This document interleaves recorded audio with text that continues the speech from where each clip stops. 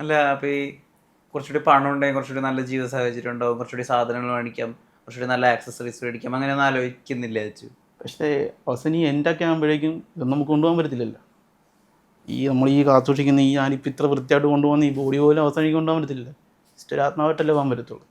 അങ്ങനെ മരിക്കാൻ നേരത്ത് പോലും എനിക്ക് സാറ്റിസ്ഫാക്ഷൻ വരണമെങ്കിൽ എനിക്ക് തോന്നുന്ന കാര്യങ്ങളെ ചെയ്യാൻ പറ്റത്തുള്ളൂ, അല്ലേ? സാറ്റിസ്ഫാക്ഷൻ വേണം, അത് ശരീരത്തിനും വേണം മനസ്സിനും വേണം. എനിക്ക് മറ്റുള്ളവരെ കാണിച്ച് എനിക്ക് അതുകൊണ്ടൊന്നും ഒരു കാര്യമില്ല.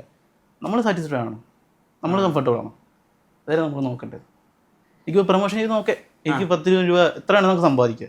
പക്ഷേ അത് സംഭവിച്ച് ഞാൻ ഓരോ കാര്യങ്ങളും മേടിച്ച് വെച്ചാൽ പക്ഷേ സ്റ്റിൽ ഞാൻ ഹാപ്പി അല്ലെങ്കിൽ അതിലൊന്നും അർത്ഥമില്ല. ജസ്റ്റ് അത് വെറും വസ്തുക്കൾ മാത്രമാണ്, മെറ്റീരിയൽസ് ആണ്, വിലയുണ്ടെന്നേ ഉള്ളൂ. പക്ഷെ അതെനിക്കൊണ്ട് ഗുണമില്ല. ഞാൻ ഹാപ്പിയാണെങ്കിൽ എൻ്റെ മനസ്സ് ഹാപ്പിയാണ്.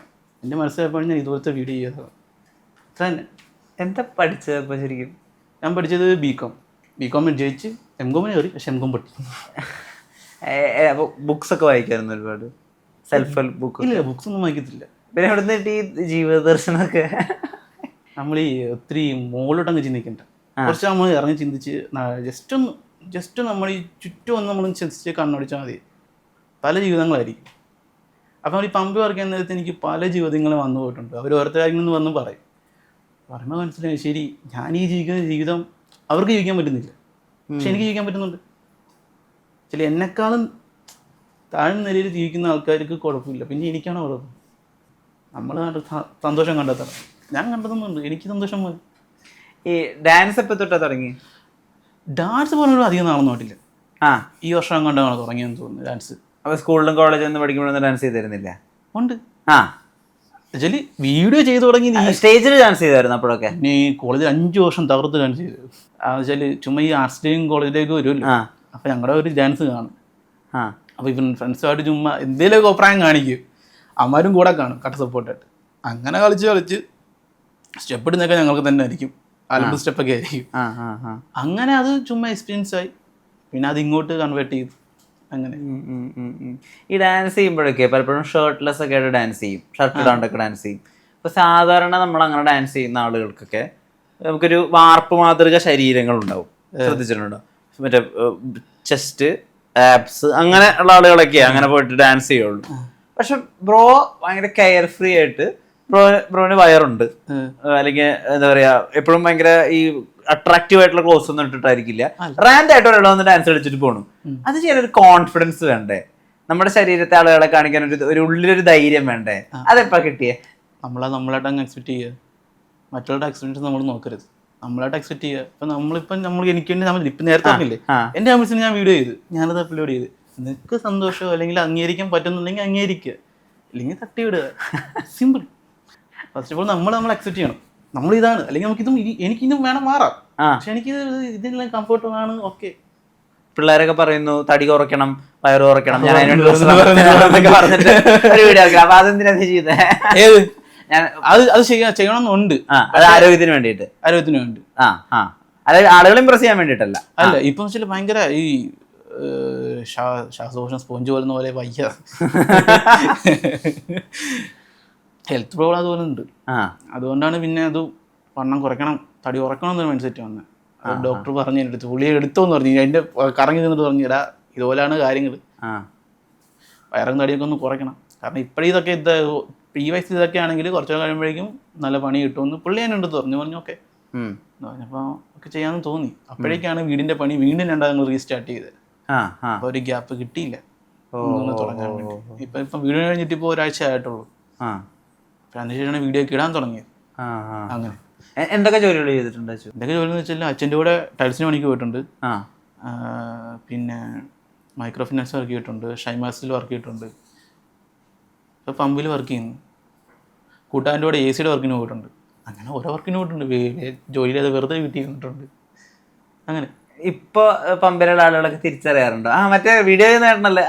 ഉണ്ട്. അവരൊക്കെ ഒരു കാറിലേക്ക് വരുമ്പോൾ ഒരു നോക്കും, ഇതല്ലേ ചേട്ടനല്ലേ തോന്നി, അതെ ആണെന്നൊക്കെ പറയും. ചിലപ്പോൾ ഫോട്ടോ എടുത്തിട്ടു, ചിലപ്പോൾ ഒക്കെ നല്ല വീഡിയോസ്, ഇത് നേരത്തെ നല്ല വീഡിയോസ് ആണ്, ഇതെല്ലാം കണ്ടിന്യൂ ചെയ്യുക എന്നൊക്കെ പറഞ്ഞവരൊക്കെ പറഞ്ഞിട്ടു. ഒരു ഹാപ്പിനെസ്. ഈ അമൃത ടിവിയിൽ ഒരു ഷോയിൽ പോയിട്ട് പെർഫോം ചെയ്തിട്ടുണ്ട്, അതും ഭയങ്കര വ്യൂവും ഭയങ്കര അഭിപ്രായമൊക്കെ വന്നിട്ടുണ്ട്. മുത്തേ നിന്നെ സ്നേഹിച്ചിട്ട് എന്തെന്ന് പറയണ അതില് ഈ ഒരു കുയില് കൂവുന്നുണ്ടല്ലോ, അതിനനുസരിച്ച് കറക്റ്റ് ആയിട്ട് കൂവാം. അത് എവിടുന്ന അതൊക്കെ കിട്ടുന്നത്? ഇല്ല, അത് കേട്ടപ്പോൾ തോന്നി കൂവിയേക്കാന്ന് തോന്നി. പക്ഷെ എനിക്ക് ബ്രോ ശ്രദ്ധിച്ചിട്ടുണ്ടെന്ന് എനിക്കറിയാം, ജിം കാരി എന്ന് പറഞ്ഞിട്ട് ഫേമസ് ആയിട്ടുള്ള ഒരു ആക്ടർ ഉണ്ട്, ഫേസ് ഒക്കെ വെച്ച് മാസ്ക് ഒക്കെ ചെയ്യുന്നത്. അദ്ദേഹമാണ് ഇങ്ങനത്തെ കാര്യങ്ങൾ ഞാൻ ചെയ്യുന്നത് കണ്ടിട്ടുള്ളത്. അതായത് വിഷ്വൽ ഒന്നായിരിക്കും, ബാക്ക്ഗ്രൗണ്ട് ഗൈ എന്ന് പറഞ്ഞിട്ടൊരു സീരീസ് തന്നെ ഉണ്ട്. അതായത് വിഷ്വൽ ഒന്നായിരിക്കും, പക്ഷെ വേറെ തന്നെ കാര്യങ്ങൾ അയാൾ ചെയ്തോണ്ടിരിക്കുക ആസ് എൻ ആക്ടർ. നമുക്ക് ഭയങ്കര ചിരി വരും. ഞാൻ അതിനുശേഷം ലിറ്ററലി അങ്ങനെ ഒരാൾ ചെയ്യുന്നത് ഇങ്ങനെ ഈ ട്രോളിൽ വരാറുണ്ട്. ഇത് ട്രോളിൽ ഈ വിഷ്വലും സൗണ്ടും കൂടി മിസ്മാച്ച് ചെയ്തിട്ടുള്ള കാര്യങ്ങൾ ഞാൻ കണ്ടിട്ടുണ്ട്. പക്ഷെ ആദ്യമായിട്ട് ഒരാൾ റിയൽ ലൈഫിൽ അത് നിന്ന് പെർഫോം ചെയ്യുന്നത് ഞാൻ കാണുന്ന ആദ്യമായിട്ടാണ്. ഈ കുയിലിനെ എവിടെ നിന്ന് കിട്ടിയത്? കുയിലിന് പുള്ളിയുടെ വീഡിയോ ഉണ്ട്. പുള്ളി ഇതുപോലെ ജസ്റ്റ് ഡബ് ചെയ്ത് പോകുന്നു. ശരി, ആരും കുയിലിനെ കൂവുന്നില്ല. കുയിലിനെ കൂവിയാക്കാന്ന് വെച്ച് കൂവിയ. അങ്ങനെ 3 കൂവലുണ്ട്. 4ത്തെ കൂവലിന് കൂവലില്ല. ശരി, അതും കൂടെ കൂവിയിട്ട് കിട്ടിയില്ല എന്ന രീതിയിൽ നമുക്ക് അടുത്തത് തുടങ്ങാന്ന് വെച്ച് അങ്ങനെ തുടങ്ങിയത്. 2 ടേക്ക് പോയപ്പോഴേക്കും കൂവ് കിട്ടുന്നില്ല, ബാക്കി കിട്ടുന്നുണ്ട്, കൂവില് മാത്രം കിട്ടുന്നത്. അങ്ങനെ അവസാനത്തെ ടേക്കാണ് അപ്ലോഡ് ചെയ്തത്. പാടുമായിരുന്നോ? ചെറുതായിട്ടൊക്കെ പാടുമായിരുന്നു. എന്തായിരുന്നു പാടുമായിരുന്നത്? സിനിമ പാട്ടായിരുന്നോ, നാടൻ പാട്ടായിരുന്നോ? ഇല്ല, നല്ല പാട്ടുകളെടുത്ത് നമ്മൾ നല്ല രീതിയിൽ പാടി. അവരവസാനം പറയും, വേണ്ട നീ അതിൽ മാത്രം കൈ വെക്കരുത്, അവർക്ക് ഇഷ്ടപ്പെട്ട പാട്ടിൽ മാത്രം കൈ വെക്കരുത്, വേറെ നീ എന്തുകൊണ്ട് ചെയ്തോളാം പറഞ്ഞു. അച്ഛന് ഏറ്റവും കോൺഫിഡൻസ് ഉള്ള പാട്ട് ഏതാ? കോൺഫിഡൻസ് ഉള്ള പാട്ടൊന്നും അങ്ങനൊന്നും ഇല്ല നമുക്കിപ്പം. എന്നാ ഏറ്റവും ഇഷ്ടമുള്ള പാട്ട് പാട്. ഏറ്റവും ഇഷ്ടമുള്ള പാട്ട് പാട്. അങ്ങനെ ഏറ്റവും ഇഷ്ടം ഇപ്പം അതൊരു ഓരോ മൂടനുസരിച്ചിരിക്കും. ഇപ്പം നല്ല മൂടാണെങ്കിൽ എൻ്റെ ചെറിയ പാട്ടൊക്കെ കിട്ടും, കലിപ്പുണ്ടെങ്കിൽ നല്ല കലിപ്പ് പാട്ട് ഇങ്ങനെ കിട്ടും.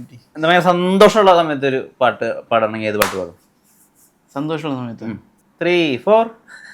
നീ ഉലാവുമ്പോൾ സ്വർഗം മണ്ണിൽ വിരിയുന്നു, നീ ഉലാവുമ്പോൾ സ്വർഗം മണ്ണിൽ വിരിയുന്നു, മാഞ്ഞു പോയൊരു പൂക്കാലം പോലെ. ബാക്കി പാടിയ സോറി, നല്ല പാട്ടൊക്കെ ആയിരുന്നത്. അത് ഒരു ഇടയ്ക്ക് നല്ല മൂടൊക്കെ ആകുമ്പോഴേക്കും പുള്ളിയുടെ പാട്ടൊക്കെ, എൻ്റെ വേണുഗോപാലിൻ്റെ ഒക്കെ പാട്ടൊക്കെ എടുത്ത് കേൾക്കും. പിന്നെ ഏതോ വാർമുകിലൊക്കെ നല്ല ഇഷ്ടമാണ് പാട്ടൊക്കെ. അതിങ്ങനെ രാത്രിയിൽ ഇങ്ങനെ ഒറ്റയ്ക്ക് ഇരിക്കുമ്പോൾ ഇങ്ങനെ. ഏതോ വാർമുകിൽ 2 പരിപാടി, ഏതോ വാർമുകിൽ പാടിയ ഏതോ വാർമുകിലിൻ കിനാവിൽ മുത്തേ നീ വന്നു, ഏതോ വാർമുകിലിൻ കിനാവിൽ മുത്തായി നീ വന്നു, ഓമലേ ജീവനിൽ അമൃതഗാനായി വീണ്ടും എന്നിൽ ഏതോ മകളാൽ കിനാവിൽ മുത്തായി നീ വന്നു.